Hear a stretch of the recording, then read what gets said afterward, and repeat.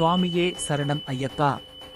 பக்தர்களே, ஐயப்பன் 41 நாள் விரதப் பயணத்தின் 15வது நாளில் நம்மை பேரானந்தத்தில் ஆழ்த்தும் ஒரு தெய்வீக அனுபவத்துக்கு வந்து சேர்ந்திருக்கிறோம்.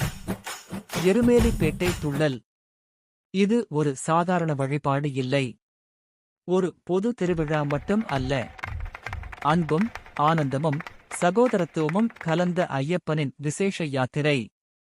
பண்டைக்காலத்தில் எருமேலி என்பது பாபர் சுவாமியின் புனித நிலம். ஐயப்பனும் பாபர் சுவாமியும் சேர்ந்து மக்களுக்கு தர்மத்தை போதித்த தலம் இது.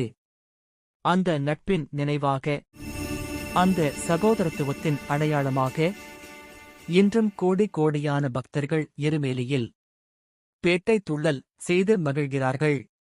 புலி முகங்கள் கொண்ட முகமுடிகள், சரங்குத்தியில் குத்தப்படும் சரக்கோல் எனப்படும் குச்சிகள், சங்கின் ஒலி, தவில் மற்றும் நாதஸ்வரம் வாசித்து சுவாமியே சரணம் என்ற முழக்கத்தோடு அன்பின் அலை போல அடி எடுத்து வைக்கும் ஐயப்ப பக்தர்கள். இதுவே எருமேலியின் உயிர். பேட்டை துள்ளல் என்பது ஒரு துள்ளல் மட்டும் அல்ல. பாவங்களை தூசி போல் தள்ளிவிட்டு உள்ளம் முழுவதும் ஆனந்தத்தால் நிரப்பும் ஒரு ஆன்மீக சுத்திகரிப்பு. பேட்டை துள்ளும் போது ஒருவர் தனியாக இல்லை. அனைவரும் ஒரே குழு, ஒரே மனம், ஒரே கோரிக்கை.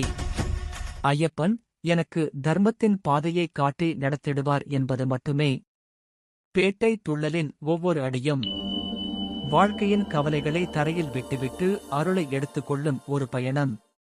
அதனால்தான் எருமேலி பேட்டை துள்ளல் ஐயப்பன் யாத்திரையின் மகிழ்ச்சியின் உச்சம்.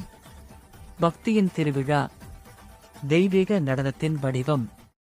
இன்று நாள் 15 இல் நமது மனமும் இதயமும் அதே துள்ளலில் கலந்தது போல ஐயப்பனின் அருளை உணர்வோம். சுவாமியே சரணம் ஐயப்பா. இந்த வீடியோ பிடித்திருந்தால் லைக், கமெண்ட், ஷேர் செய்து பாபு BK சேனலை சப்ஸ்கிரைப் செய்ய மறக்க வேண்டாம்.